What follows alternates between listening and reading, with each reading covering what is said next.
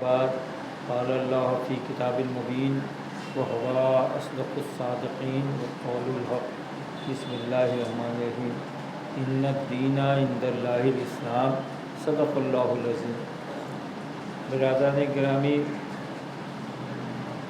اللہ تبارک تعالیٰ کا ارشاد ہے کہ بے شک دین اسلام ہے، وہ اسلام ہی کو ماننے والا مسلمان ہے، اور جب مسلمان ہے تو اس پر روزے بھی فرض، نماز بھی فرض ہے، روزہ بھی فرض ہے، اور صاحب نصاب ہے تو زکوٰۃ بھی دینا واجب ہے، اور پیسے ہیں تو اسے حج کرنا بھی واجب ہے۔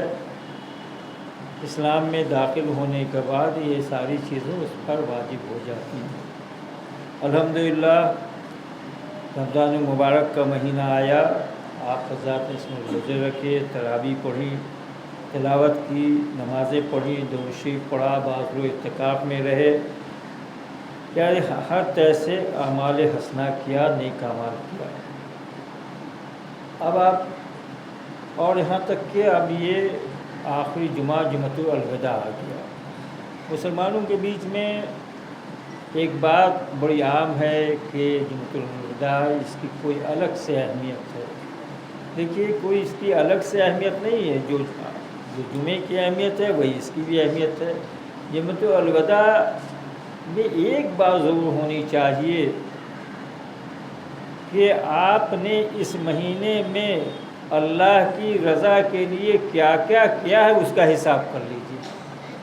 آپ اللہ سے کتنے قریب ہوئے ہیں، اللہ کی کتنی باتیں مانی ہیں، اور پھر اس جمعہ میں یہ بھی عہد کر لیجیے کہ اب آنے والے سال میں ہم کو اسلام کے مطابق زندگی گزارنا ہے، ہم کو اسلام کے مطابق شب و روز بتانا ہے، ہم اسلامک قوانین پر ہمیں عمل کرنا ہے، قرآنی تعلیمات پہ عمل کرنا ہے، اور رسول اللہ کے ایک ایک سنتوں پہ ہمیں عمل کرنا ہے۔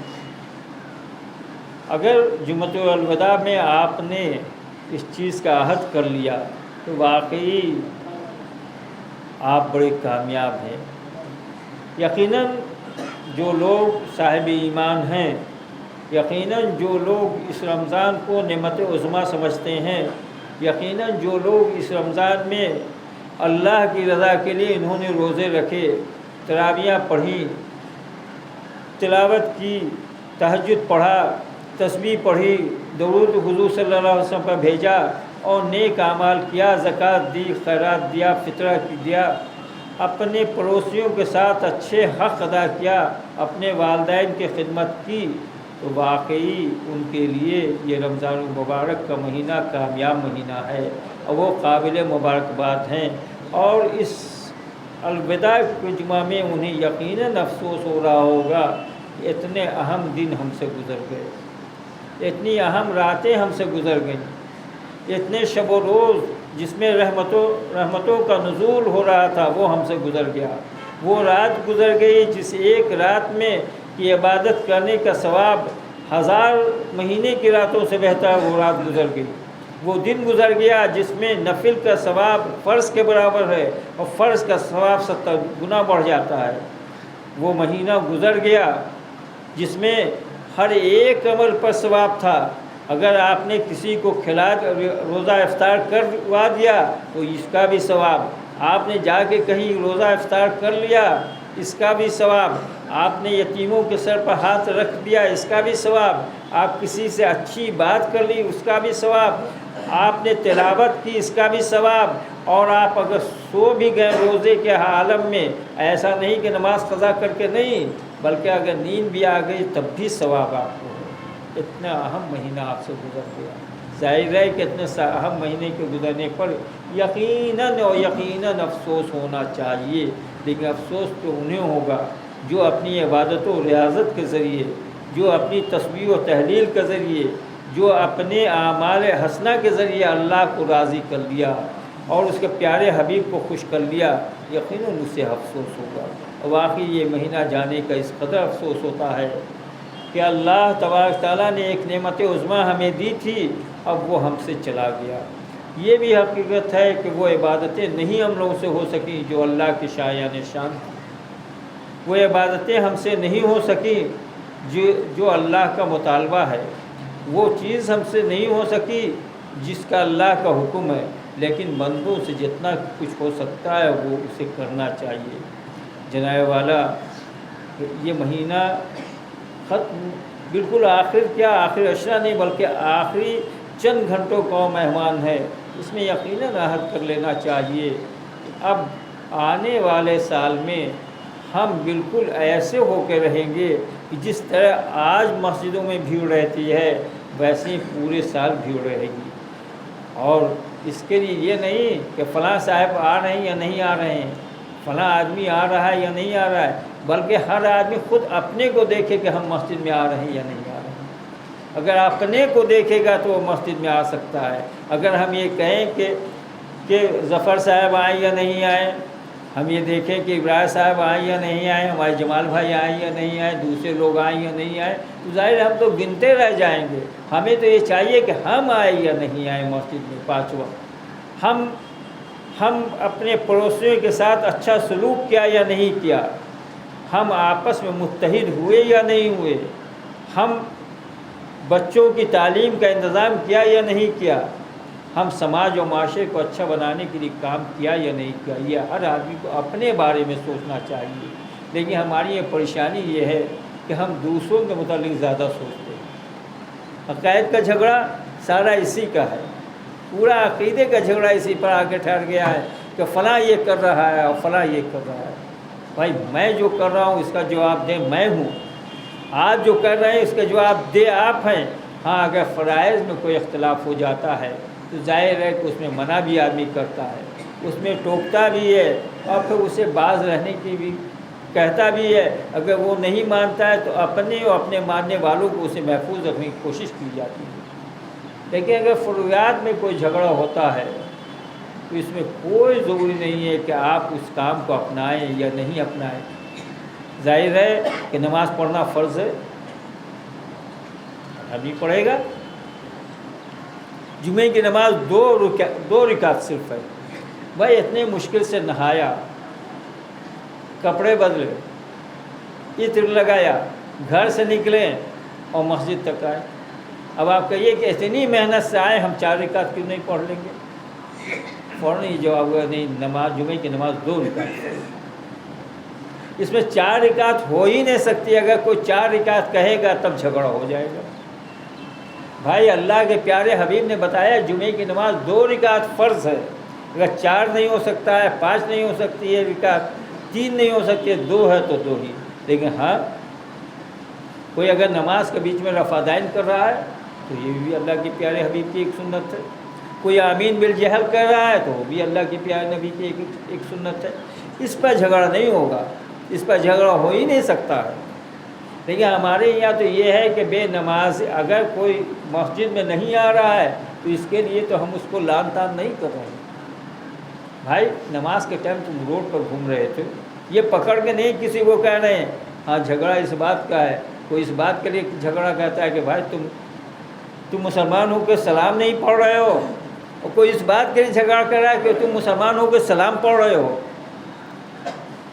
بس جھگڑا یہاں آتا ہے، اس لیے نہیں آتا ہے کہ تمہارے پاس پیسے تھے، تم نے زکوٰۃ کیوں نہیں دیا۔ اللہ کے پیارے حبیب کا حکم ہی نہیں ہے بلکہ قرآن کا یہ آرڈر ہے کہ تم صاحب نصاب ہو تو تم زکوٰۃ دو۔ جھگڑا تو اس پر ہونا چاہیے، لیکن جھگڑا اس پر ہوتا ہے کہ بھائی تم فلاں ادارے کو کیوں پیسہ دے دو، وہ مسلمان کا ادارہ نہیں ہے۔ جواب ملتا ہے کہ نہیں وہ تو کلمہ پڑھتا ہے، وہ نماز پڑھتا ہے، سب کچھ کہتا ہے، ایمان نہیں ہے۔ بھائی ایمان کو دیکھنے والا اللہ ہے، ایمان اللہ دیکھتا ہے، بندہ نہیں دیکھ سکتا ہے۔ بندے کو یہ حق نہیں ہے کہ وہ کسی کا ایمان دیکھے، وہ اللہ دیکھے گا۔ ہاں ظاہر ہے تو ظاہر میں تو انہیں باتوں پر اختلاف ہو سکتا ہے جو قرآن و حدیث کے بالکل خلاف ہو، لیکن الحمدللہ مسلمانوں میں جو جماعتیں ہیں یعنی ان جماعتوں کو چھوڑ دیجئے۔ مثال کے طور پر قادیانی جو ہیں، مثال کے طور پر جو نصیری ہیں، مثال کے طور پر جو بہائی ہیں، انہیں چھوڑ دیجئے۔ لیکن جو جماعتیں اور بچی اس کے علاوہ جیسے شیعہ ہیں، سنی ہیں، دیوبندی ہیں، وہابی ہیں، بریلوی ہیں، اہل حدیث ہیں، فرائض میں کوئی اختلاف نہیں، فرائض میں کہیں پر سے کوئی اختلاف نہیں ان کے یہاں ہے۔ واجبات میں کوئی اختلاف ان کے یہاں نہیں ہے. فروغات کا اختلاف ہو وہ تو کوئی ہے نہیں. نظریاتی اختلاف تو ہوتا ہے، ہمیں لال پسند ہے، کسی کو پیلا پسند ہو سکتا ہے، ہمیں سبز پسند ہے، کسی کو اجلا پسند ہو سکتا ہے. تو یہ کوئی اختلاف کی بنیاد نہیں ہے. لیکن ہمارے یہاں فرائض پر بات نہیں ہو رہی ہے. ہم کو فرائض پر بات کرنا چاہیے، اور جب فرائض پر بات شروع ہوگی تو ہم عقیدے کے جھگڑے سے اوپر اٹھ کے اسلام کے بارے میں بات شروع کر دیں گے. ہمارے یہاں تو مزہ یہ ہے کہ مجھ کو لگتا ہے کہ شب 87 کو ایک صاحب مجھ کو آئے اور بڑی معصومیت سے مجھ سے پوچھا کہ حضرت ہم کیا ہیں؟ انسان ہیں. نہیں حضور آپ بھی کیا ہے یہ بھی بتائیے. تو ہوگا بھائی ہم بھی انسان ہیں. کہ نہیں آپ ہیں کیا ہو ہم کیا؟ ہم کبھی نہیں سمجھے تمہارا سوال کیا ہے. کہ اس کے ہمیں جواب نہیں بنتا ہے. لوگ ہم سے پوچھتے ہیں کہ بھائی تم بریلوی ہو کہ دیوبندی ہو یا اہل حدیث ہو؟ تو ہم کہ بھائی سیدھے جواب دے دینا ہم مسلمان. سیدھے سیدھے یہ جواب دینا کہ ہم مسلمان ہیں. مسلمان ہونا بڑی اہمیت ہے، مسلمانی ہونا بڑا اعزاز ہے، مسلمان ہونا بڑا اللہ کا کرم ہے. جو مسلمان ہوتا ہے اسی کو اللہ نے امت وسطیٰ کہا ہے، اسی کو اللہ نے خیر امت کہا ہے. اسے تم کہہ دینا مسلمان ہے. اس سے آج کے نوجوان ذہن میں یہ بھی بات پیدا ہو گئی ہے کہ بھائی آخر ہم کیا کریں. ان جھگڑے کو مٹانے کے لیے اوپر اٹھنا پڑے گا. اور یہ جھگڑا جب تک چل رہا ہے آپ کے سامنے ہندوستان ہے. ہم اور ممالک کا نام نہیں لیں گے، آپ کے سامنے ہندوستان ہے. بہت پہلے کسی کی ایک تقریر آئی تھی، مجھے یاد ہے کہ بھائی ابھی تو تم مسجد میں نہیں جا رہے ہو، ایک زمانہ آئے گا کہ تم مسجد میں جانا چاہو گے تب بھی تم نہیں جا پاؤ گے. تو اس کا ایک نظارہ تو آپ نے کرونا میں دیکھ ہی لیا، مسجدیں بند ہو گئی. دوسرا نظارہ بھی آپ کے سامنے آہستہ آہستہ آ رہا ہے. بابری مسجد آپ کے لیے بند ہو گئی، بنارس کی مسجد آپ کے لیے قریب البند ہے، متھرا کی مسجد آپ کے لیے بند ہو رہی ہے. اس کا ایک ایک کر کے آپ کی مسجدیں آپ کے لیے بند ہوتی جا رہی ہیں. اور ہم کیا کر رہے ہیں؟ ہم سدھر نہیں رہے ہیں. ہم کو اس کا احساس نہیں ہو رہا ہے ایک ایک کر کے مسجد کے دروازے ہمارے لیے بند ہو رہے ہیں. بلکہ ہم اپنی مسجدوں میں لکھ رہے ہیں، ایک بورڈ لگا رہے ہیں کہ اس میں فلاں جماعت نماز پڑھے گی، فلاں جماعت نہیں پڑھے گی، فلاں جماعت اس کے اندر نہیں آ سکتی ہے. بھائی میرے مسجد اللہ کر رہے ہیں. ذرا سوچو، ذرا سمجھو کہاں ہم چلے جا رہے ہیں اور زمانہ کیسے ہمارے پیچھے پڑ رہا ہے. یہی نہیں بلکہ اب ہندوستان میں تو ہم اس مقام پر پہنچ گئے ہیں کہ اپنے گھر میں بھی جماعت کے ساتھ نماز پڑھنا اتنا آسان نہیں رہا. آپ نے مراد آباد کو ایک دیکھ لیا ہوگا. مراد آباد ایک مراد آباد نہیں ہے کہ جہاں تراویح پڑھنے سے گھر میں روکا گیا. یہ شروع کیا گیا ہے کہ مسلمان کا اس پر رد عمل کیا ہوتا ہے. آپ نے پڑھا ہوگا کہ ایک مراد آباد میں ایک صاحب اپنے گھر میں تراویح پڑھوا رہے تھے تو فورس آ گئی، بجرنگ دل والے آ گئے. انہوں نے کہا کہ یہ نئی نیا کام ہو رہا ہے اور انہیں روکنا پڑا. ان پر مقدمہ دائر ہو گیا ہے. تو آہستہ آہستہ آپ نماز کو چھوڑ رہے تھے، نماز آپ کو چھوڑ کے چلی گئی. آپ اللہ کو چھوڑ دیا، اللہ کی رحمتیں آپ کو چھوڑ گئی. آپ عقیدے اور مسلک کے جھگڑے میں الجھ گئے تو آپ ذلیل و خوار ہو گئے. زمانہ بہت تیزی سے آپ کے پیچھے پڑتا جا رہا ہے اور ہم آپ اس قدر بے خبر ہیں، اس قدر بے خبر ہیں کہ ہم وہیں تک ہیں. اور ہر لیول پر، یہی نہیں، یہیں پر نہیں بے خبر ہیں. ایجوکیشن میں چلے آئیے، علم تعلیم کے میدان میں چلے آئیے، ہم کس قدر بے خبر ہیں. یعنی آپ دیکھیے گا کہ سارے ٹیکنالوجی غیر مسلم کے ہاتھ میں، سارے ٹیکنالوجی یہودی اور نصرانی کے ہاتھ میں چلے گئے اور ہم کچھ نہیں. ہم یہ بحث کر رہے ہیں کہ قیامت کب آئے گی. مزار کے اندر جب مردہ دفن ہو جائے گا تو حضور خود آئیں گے یا ان کی شبیہ دکھلائی جائے گی. ہم اسی پر الجھے ہوئے ہیں. ہم اس پر الجھے ہوئے ہیں کہ کھڑے ہو کے سلام پڑھا جائے یا نہیں پڑھا جائے، اس پر الجھے ہوئے ہیں. ہم علم کی طرف بھی بہت پیچھے آتے جا رہے ہیں. بہت پہ آتے کیا جا رہے علم ہم سے اٹھ گیا ہے. آپ کہیے گا کہ ہمارے اندر 10 جو ہے IAS ہو گئے. بھائی ہماری آبادی دیکھ لیجیے اور پھر اپنا ماضی دیکھ لیجیے کہ ہم علم کے میدان میں کہاں تھے, اور پھر اپنے رسول کا فرمان سن لیجیے کہ کیا ہے. رسول یہ کہتے ہیں کہ انا مدینۃ العلم والی بابہا, میں علم کا شہر ہوں, علی اس کے دروازے ہیں. اور اتنا ہی نہیں, آپ کے پیارے حبیب نے یہ, اللہ کے پیارے حبیب نے یہ بھی کہا علم حاصل کرنا تمام مرد و عورتوں پر فرض ہے. یہ نہیں ہے کہ واجب ہے, فرض ہے. اور یہ بھی کہا علم حاصل کرنے کے چین تک چلے جاؤ. لیکن مسلمانوں میں کتنا علم ہے وہ آپ مجھ سے زیادہ جانتے ہیں. چوک و چوراہے پر کھڑے ہو جائیے, آپ کو اندازہ لگ جائے گا. قومیں بنتی ہیں اور بگڑتی ہیں علم کی بنیاد پر. قومیں بنتی اور بگڑتی ہیں علم کے بنیاد پر. فقہ کی بنیاد پر جب بات شروع ہوتی ہے تو مسلمان کا زوال ہوتا ہے. مسلمانوں کا نہیں, جس قوم کے درمیان فقہی مسئلے زیادہ اچھالے گئے وہاں زوال آ گیا. آپ کے سامنے وہ موجود ہے کہ بیت المقدس بڑے آسانی سے فتح ہو گیا. ایک زمانہ وہ بھی تھا کہ مسلمانوں نے بیت المقدس کو فتح کر لیا تھا, اور جب اس کا دروازہ کھلا تو معلوم ہے 300 عیسائی راہب یعنی ان کے علماء بیٹھے ہوئے تھے. تو کسی نے ان سے پوچھا کہ بھائی آپ لوگوں نے اندر سے کوئی مزاحمت نہیں کی, کچھ بھی نہیں کیا؟ تو کہا کہ نہیں, ہم لوگ ایک بڑے فقہی مسائل میں الجھے ہوئے تھے. اس درمیان پوچھا لوگوں نے کیا تھا؟ کہا کہ ہم یہ آپس میں بحث کر رہے تھے کہ حضرت عیسیٰ کا پسینہ پاک ہے یا ناپاک ہے. بس اسی مسائل میں ہم الجھے ہوئے تھے. تو آج مسلمان بھی اسی طرح کے مسائل میں الجھا ہوا ہے کہ بھائی کھڑے ہو کے سلام پڑھیں یا نہیں پڑھیں, مزار پر جائیں یا نہیں جائیں, حی علی الصلاۃ کہیں یا نہیں کہیں, حی علی الفلاح پر کھڑے ہوں یا نہیں کھڑے ہوں, آمین بالجہر کہیں یا نہیں کہیں, اللہ رفع دین کرے یا نہ کریں. بس انہی باتوں میں مسلمان الجھا ہوا.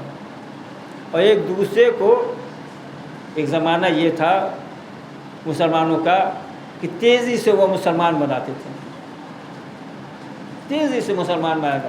آج ہم جس عہد میں سانس لیتے ہیں, ہم میں سے جو لوگ اسلامک رسائل پڑھتے ہیں ان کو یہ اندازہ ہوگا کوئی کسی مہینے کا ایسا رسالہ نہیں آتا ہے جس میں بڑے بڑے عالم دین کو پوری جماعت کو کافی نئے لوگ لکھ دیتے ہیں. ایک جماعت دوسری جماعت کو لکھ رہی ہے, وہ مسلمان نہیں بنا رہی ہے, مسلمانوں کو اسلام سے نکال رہی ہے. نیا والا جب یہ حال ہو جائے گا تو ہم پستی کے کس لیول پر چلے جائیں گے. آپ اس مہینے میں اس بات کو سوچیے گا, اس بات کو ضرور غور سے سوچیے گا کہ ہم کہاں چلے گئے تھے. اور بہت نا امید بھی ہم نہیں ہوتے ہیں کہ صاحب مسلمانوں کے یہ حال ہو گیا ہے, مسلمانوں کو پستی کا یہ حال ہو گیا ہے کہ یہ راہ چلتے اس کے نوجوان اٹھا لیے جاتے ہیں, اس کی کتابوں میں, اس کے مدرسوں میں آگ لگا دیا جاتا ہے, اس کی مسجدوں کو قبضہ کر لیا جاتا ہے. بہت بری بات ہو, لیکن ہم بہت نا امید نہیں ہیں. دیکھیے اسلام کی یہ تاریخ کر رہی ہے کہ سن 61 ہجری یاد کر لیجیے, یزید جو ہے بدھ کے دن جمعہ کی نماز پڑھوا دیا تھا. سب آدمی جانتے ہیں یزید نے بدھ کے دن جمعہ کی نماز پڑھوا دیا تھا. ماں سے بیٹوں کا نکاح جو ہے حلال بنا دیا تھا, شراب کو حلال قرار دے دیا گیا تھا. اس طرح اسلامی قوانین میں پوری کی پوری تبدیلی کر دیا تھا. لیکن حسین ابن علی اٹھے اور ایسی جنگ کی کہ خود تو شہید ہو گئے لیکن اسلام پورے طور پر بچ گیا. پھر اس کے بعد آپ اور بھی زمانہ دیکھیے گا, تاتاریوں کا حملہ دیکھیے. پھر تاتاریوں نے مسلمانوں کو جو مارا ہے, بالکل دجلہ جو ہے, دریائے دجلہ جو ہے خون سے سرخ ہو گئی تھی. ان کی تمام لائبریریوں کو جلا دیا تھا. لیکن انہی تاتاریوں میں سے پھر مسلمانوں نے جب توبہ کیا, مسلمانوں نے استغفار پڑھا, مسلمان اللہ سے قریب ہو گئے, انہی تاتاریوں میں سے ایک مسلمان ہو گیا اور پھر اسلام کا بول بالا ہو گیا. تو آپ اگر آج بھی اللہ سے توبہ کریں, ہم لوگ مل کے, ہم لوگ آج بھی عہد کریں کہ ہم عقائد کے جھگڑے سے اوپر اٹھ جائیں گے, ہم آپس میں متحد ہو جائیں گے, ہم قرآنی تعلیمات پر عمل کریں گے, ہم رسول اللہ کی ایک سنتوں پہ عمل کریں گے, ہم آپس میں پیار و محبت بانٹیں گے, ہم ایک دوسرے کو پیار کریں گے, تو اللہ رحمان و رحیم ہے. پھر آپ کے حالات کو بدل دے گا، پھر آپ کے حالات کو بدل دے گا۔ اور یہ جو حالات ہو گئے ہیں کہ ہر انسان ڈرا ہوا ہے، سیما ہوا ہے، آج کا دن گزر گیا، کل کہاں سے کیا خبر آ جائے گی، یہ حالات بدل گئے۔ لیکن اس کے لیے یہ ہے بس دو کام کرنا بہت ضروری ہے، ایک قرآنی تعلیمات پہ عمل کرنا، رسول اللہ کی سنتوں میں عمل کرنا، اور دوسرے آپس میں متحد ہو جانا۔ عنایت والا اگر یہ آپ نے کر لیا تو یقیناً اور یقیناً اللہ رحمان و رحیم ہے، اور اللہ نے آپ کو امت وسطیٰ کہا ہے، اللہ نے اس نبی کی امت آپ کو بنایا ہے جو رحمت للعالمین ہے، تو اللہ آپ پر رحم فرما دے گا، اور پھر مسلمانوں کو وہی بول بالا ہو جائے گا۔ آج کیا ہو رہا ہے آپ نے دیکھا ہوگا، جتنی جگہ عیدگاہیں ہیں، بڑی جماعتیں ہوتی ہیں، وہاں گورنمنٹ کا آدمی آ رہے ہیں، پوچھ رہے ہیں کون کون آتا ہے، کہاں کہاں سے آتا ہے، کتنے لوگ آتے ہیں، میلہ لگتا ہے یا نہیں لگتا ہے، میلہ لگتا ہے تو نہیں لگے گا، بیاشی میں ہو گیا وہ اس کا میلہ نہیں لگے گا۔ دیکھیے اس سے یہ ہرگز مفہوم نہ لیجیے گا کہ ہم میلے کے بڑے طرفدار ہیں، بیاشی میں ہو گیا وہاں میلہ نہیں لگے گا، اور اس کا بس وہ سادگی سے منایا جائے گا۔ گورنمنٹ کی طرف سے، ان کی طرف سے اعلان نہیں ہے، اگر ان کی طرف سے اعلان ہوتا تو یہ خوشی کی بات تھی کہ بھائی اس میں جو خرچ ہوتے ہیں یہ پیسے غریب جو بیاشی میں لوٹے گئے ہیں ان کو دے دیا جائے گا، یہ بڑی اچھی بات ہوتی، اس سے زیادہ خوشی کی بات کچھ ہوتی ہے۔ ان کی طرف سے اعلان نہیں ہوا ہے، وہاں کے خانقاہ کی طرف سے، بلکہ وہاں کی گورنمنٹ، وہاں کے ڈی ایم نے یہ اعلان کیا ہے کہ صاحب یہاں اب اس کا میلہ نہیں رہے گا، اور اس وہ سادگی سے یہ سب کریں۔ خود یہاں آ کے D M S D O نے کہا کہ بھائی میلہ نہیں لگے گا، میلہ کس کے حکم سے لگتا ہے؟ اس سے جہاں جہاں نمازیں ہو رہی ہیں آپ کہاں پر پہنچ گئے؟ اب نماز پڑھنے میں بھی آپ کو، آپ کے اپنے بزرگوں کے مزار پر جانے میں بھی آپ کو پریشانیاں شروع ہو گئی ہیں۔ بس اس کے لیے وہی ہے، اللہ کی طرف آپ جھک جائیں۔ دیکھیے اگر آج چاند ہو گیا تو کل عید الفطر ہے، ظاہر ہے کہ مسلمانوں کے یہ اہم تہوار ہے۔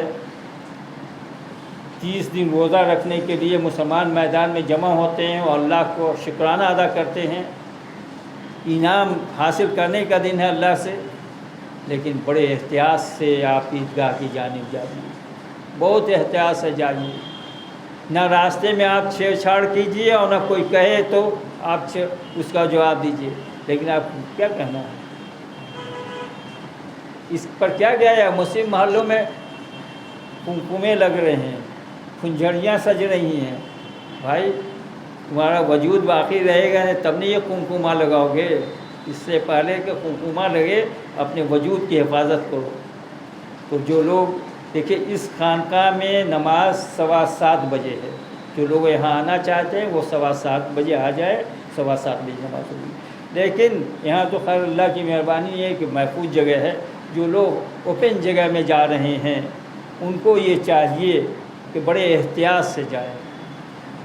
آپ نہ آفینسو جنگ کر سکتے ہیں نہ ڈیفینسو جنگ کر سکتے ہیں، آپ دونوں پوزیشن میں نہیں ہیں۔ آپ نہ کسی کو بڑھ کے مار سکتے ہیں اور نہ کوئی آپ کو مارے تو آپ اس کو اپنی حفاظت کر سکتے ہیں، آپ اس پوزیشن میں ابھی ہیں۔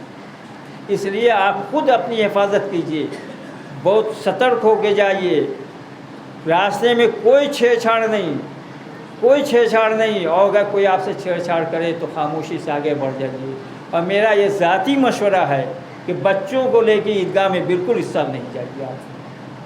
ہم بار بار یہ بھی کہتے ہیں کہ بچے ہی ہمارے مستقبل ہیں، یہ بچے آج نہیں جائیں گے تو کل مسجد میں اور عیدگاہ میں کون جائے گا؟ لیکن حالات آج اس سال کے یہ ہے کہ آپ بچوں کو لے کے عیدگاہ میں نہ جائیں اور بہت سترک ہو کے جائیں، کوئی ایسی بات نہیں ہو اور پھر واپس عیدگاہ سے آپ آئیں۔